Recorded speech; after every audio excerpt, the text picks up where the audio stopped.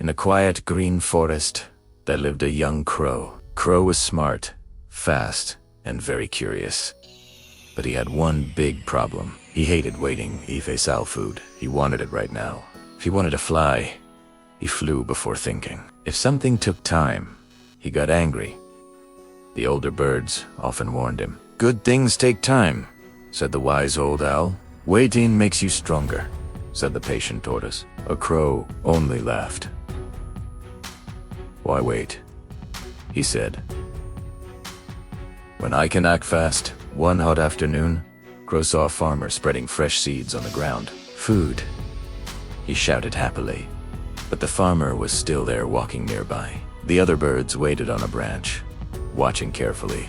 "Let's wait until he leaves," said a sparrow. But Crow was already flying down. He landed quickly and started pecking at the seeds. Suddenly, clap! The farmer shouted and ran toward him, waving his arms. Crow panicked and flew away as fast as he could. His heart was pounding. He looked back and saw the other birds calmly eating the seeds. After the farmer had left, Crow felt embarrassed. "If I had waited, I could have eaten peacefully," he thought. But he still didn't learn. A few days later, Crow saw a shiny piece of bread floating in a pond. He loved bread. Without thinking, he flew down and tried to grab it. But the bread was floating far from the edge. Crow leaned too much. Splash! He fell into the water. His wings became heavy and wet. He struggled and struggled until he finally managed to fly out, tired and shaking. Nearby, a heron stood quietly in the water. "I waited for the bread to float closer," the heron said gently. "Now it is easy to catch." The heron picked it up without effort. Crow sat silently on a rock, dripping wet. Waiting again would have helped. One evening, Crow was very hungry. He had not eaten all day. He searched everywhere but found nothing. Then he saw a mango tree full of golden fruits, but the fruits were still hard and green. "They will be sweet when they ripen," said a parrot sitting nearby. "Just wait a few days." Crow was starving. Waiting felt impossible, but then he remembered the seeds, the pond, the fear, the embarrassment. He took a deep breath. "Okay," he said softly. "I will wait." Waiting was not easy. Every morning he looked at the mangoes, still green. Every afternoon he felt hungry, still waiting. Every night he wondered if he should give up, but instead he watched the sun rise and set. He watched the wind move the leaves. He watched other birds come and go.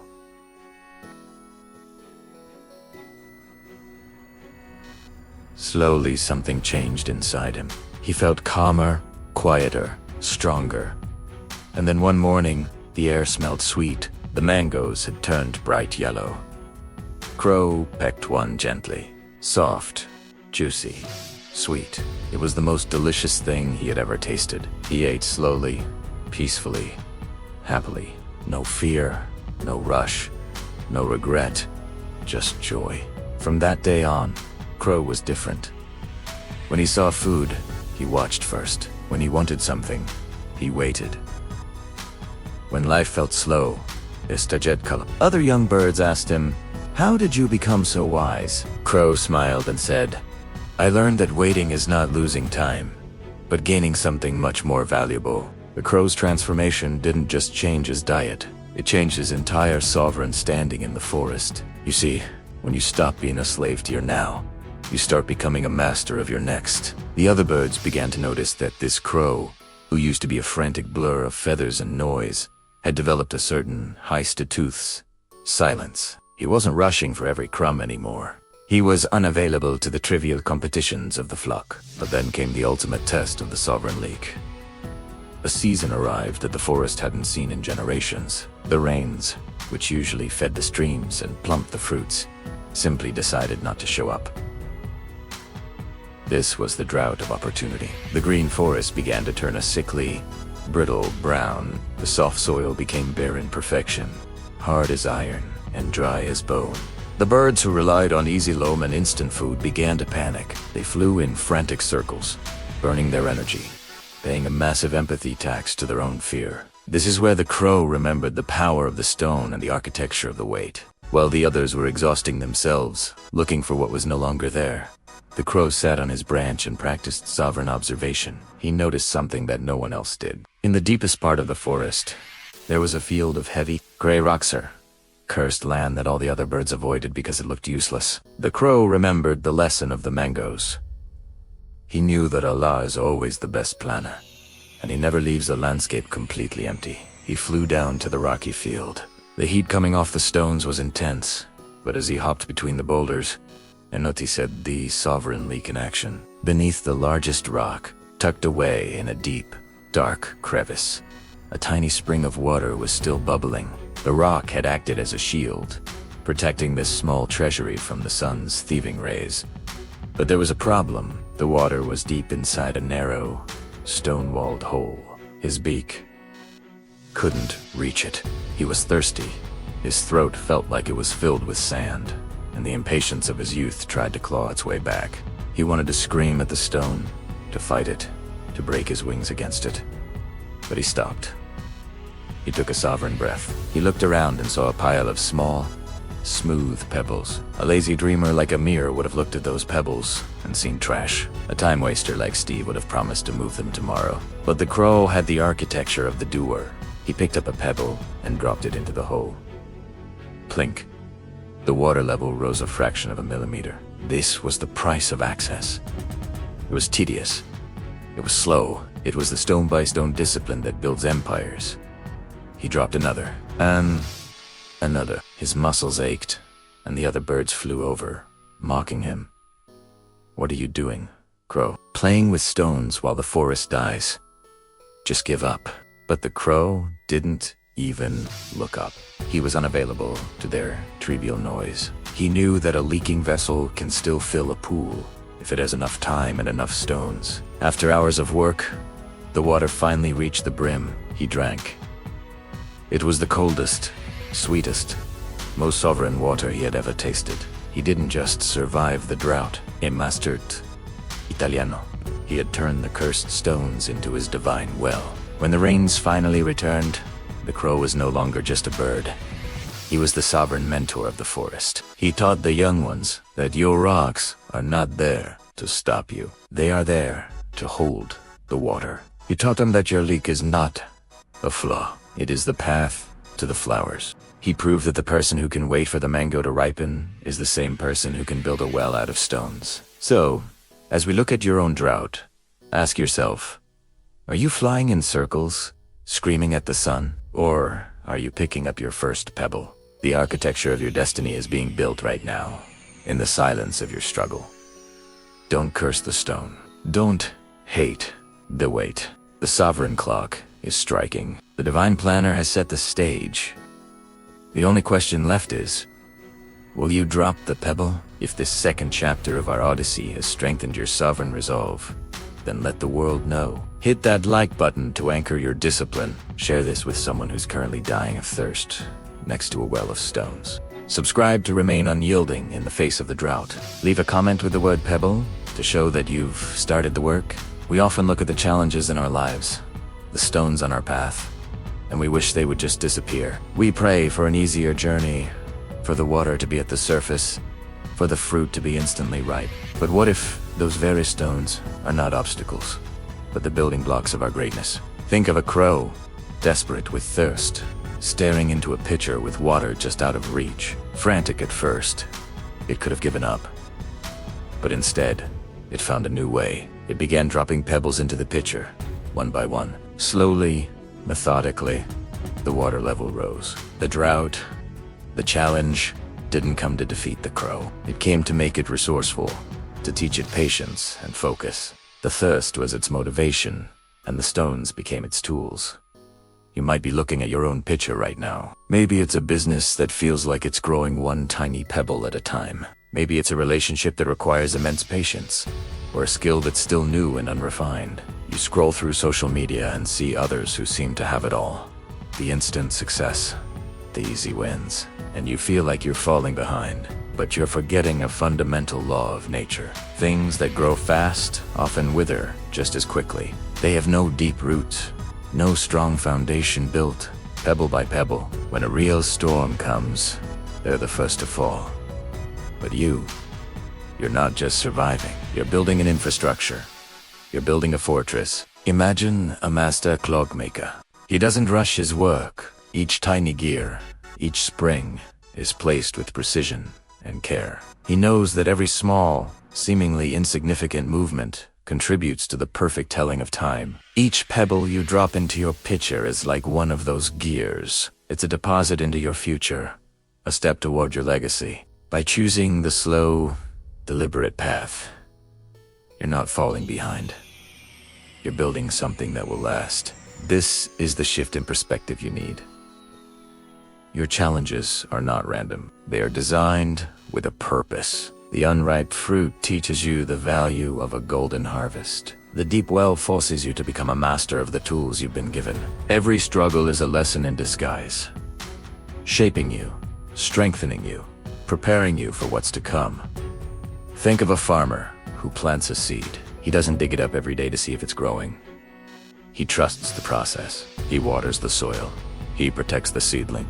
And he waits. He knows that the harvest will come in its own time. Your journey is no different. You are planting the seeds of your future success. Each day of hard work, each moment of disciplined effort, is you watering those seeds? And what about the builder? He doesn't start with the roof. He starts with a solid foundation, digging deep and laying heavy stones. It's the least glamorous part of the job, the part no one sees. But it's the most important. Without it, the entire structure would crumble. The challenges you face today, are you laying your foundation? They are the heavy rocks that will support the incredible life you are destined to build. So, take a deep breath and look at the stones in your life again. Don't see them as burdens. See them as the currency of your greatness. Every single pebble you drop, every seed you plant, every foundational rock you lay is raising you to a new level. You are the architect of your own life, and you are exactly where you need to be. The dreamer in you has become the doer. The person who wished for an easier path has become the one who carves their own. The sun will set on your struggles, and the water will finally be within reach. The question is, what will you do then? Will you go back to your old ways? Or will you stand proudly by the well you build.com and unshake? The drought will end. The fruits of your labor will ripen. The world will always be noisy, but you will have the quiet confidence of someone who has built their success from the ground up. You have the stones. You have the patience. You have the strength. Thank you for listening. If this message resonated with you, hit that like button to make a commitment to your own journey. Share this with someone who needs to hear that their hard work is not in vain. And subscribe to keep building your foundation, one stone at a time. In a vibrant, sprawling forest, filled with the chorus of 1,000 birds, lived a crow named Corvus. He wasn't the most colorful or the most melodious, but he was, by far, the wisest. While other birds flitted about, chasing fleeting pleasures, Corvus spent his days observing, learning, and understanding the deep, unspoken laws of the forest. He saw the world not just as a place to live, but as a grand puzzle to be solved. One morning, the forest was abuzz with a sense of despair.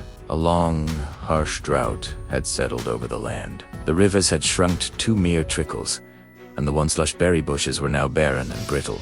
The birds, once so cheerful, were now listless and worried. Their songs had turned to quiet, anxious chirps. A young, vibrant robin named Pip, known for his beautiful song, approached Corvus. His feathers were ruffled, and his usual spark was gone. "Corvus," he chirped, his voice trembling slightly. "What are we to do? The worms are deep in the dry earth. The berries are gone. My family is hungry, and I don't know where to find food." Corvus looked at Pip with his intelligent, dark eyes. "Tell me, Pip," he said in his calm, raspy voice. "What have you tried so far?" Pip sighed. "I've flown to all the usual places. I've pecked at the same old spots. I even tried flying further than ever before. But I found nothing. It feels hopeless. Maybe this is just our fate." Corvus tilted his head. "Fate is not a destination, young one. It is the path you choose not to walk. You are looking for an easy meal where there is none. The world has changed, so you must change with it." He then gathered the other desperate birds, the finches, the sparrows, and the jays. They perched on the branches around him, their faces a mixture of doubt and a sliver of hope. "Listen to me," Corvus began, his voice carrying a weight that commanded their attention. "You are all searching for the fruit that has already been picked. You are complaining about the river that has already run dry. Success is not about finding what is easy. It is about creating opportunity where there is none." He then shared his first law, the law of persistent adaptation. "Look at this," Corvus said, picking up a hard, unyielding nut from the ground. Many of the birds had seen these nuts before and ignored them, unable to crack their tough shells. Corvus flew up to a high, rocky ledge. He dropped the nut. It bounced off the rock and remained intact. A few birds tittered. Pip looked confused. Corvus simply picked up the nut and flew back up. He dropped it again, and again, and again. On the 10th try, the nut finally cracked open, revealing the rich kernel inside. "The first drop didn't work," Corvus explained, sharing the nut with Pip. "Neither did the 5th. Most of you would have given up after the 2nd try, calling the nut impossible. You declared failure before you even gave success a chance to arrive." The problem wasn't the nut's hardness, it was the softness of your resolve. Perseverance isn't about doing the same thing over and over. It's about maintaining your goal while adapting your method. If the height isn't enough, find a higher ledge. If the rock isn't hard enough, find a harder one. Persist, but persist intelligently. The birds watched, a new understanding dawning in their eyes.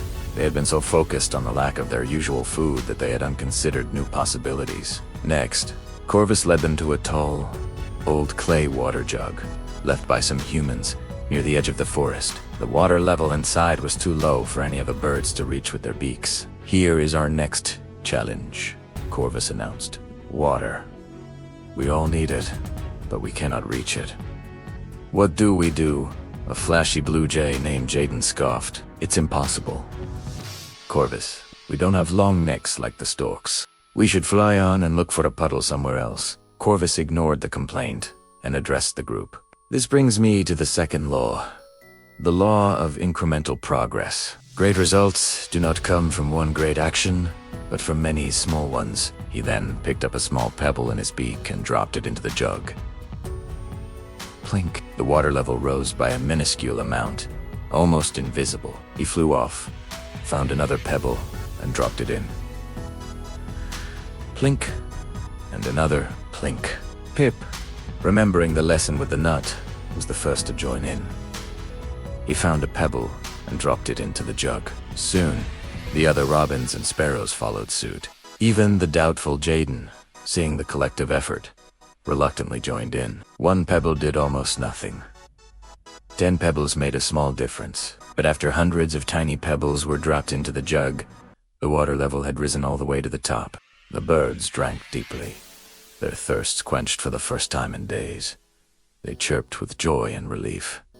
"You see," said Corvus, "once everyone had had their fill. None of you could have filled this jug with one large rock. But together, with small, consistent efforts, you achieved what seemed impossible. Don't be discouraged if you don't see immediate results. Every small step forward, no matter how tiny, builds upon the last. Success is an accumulation of effort." The sun began to set, painting the sky in hues of orange and purple. The birds were no longer filled with despair, but with a newfound energy. They had learned more in one day with Corvus than in their entire lives of foraging. But Corvus had one final, and perhaps most important, lesson to share.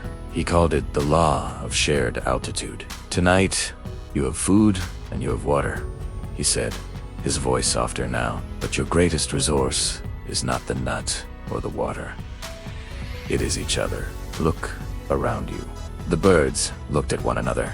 The robin, the sparrow, the finch, the jay. "Pip, you are nimble and can find the smallest pebbles. Jaden, you are strong and can spot the toughest nuts from afar. The sparrows, you are many, and your collective effort can move mountains of pebbles. When you flew alone, you were desperate. When you worked together, you thrived. Helping another bird rise does not diminish your own height. It creates a current that lifts everyone, including yourself, A forest where only one bird succeeds is a poor forest indeed. But a forest where everyone shares their knowledge and their strength, that is a forest that can withstand any drought. From that day forward, the community of birds was transformed. They stopped competing for the last worm and started working together. The jays would crack the hard nuts and share them. The robins would find hidden water sources. The sparrows would work as a team to uncover roots and seeds. They formed a network, a community built on Corvus's laws. They learned that success wasn't a secret held by the lucky few. It was a process. It was the resilience to adapt, the patience to make small, steady progress, and the wisdom to rise by lifting others. Corvus, the wise old crow, would often watch from his high branch as the forest thrived once more. He saw Pip teaching younger robins how to drop pebbles, and he saw Jaden pointing out the best nut trees to the finches. His wisdom had not just been a lesson, it had become the very heartbeat of the forest. And in their renewed songs of cooperation and triumph, Corvus found his own deepest success. So, whenever you feel like you're facing an impossible challenge, remember the wise crow. Ask yourself, am I persisting intelligently? Am I making small, consistent steps forward? And am I lifting others up along the way? Because true, lasting success is never a solo flight. Thank you so much for watching. If this story resonated with you, please hit that like button and subscribe for more content that aims to inspire and uplift. See you in the next video. Your time is coming. Keep believing. Keep fighting. Don't just watch. Go out and prove them wrong. Thank you for being part of the journey. If you liked it, please like, comment, and subscribe. Bye.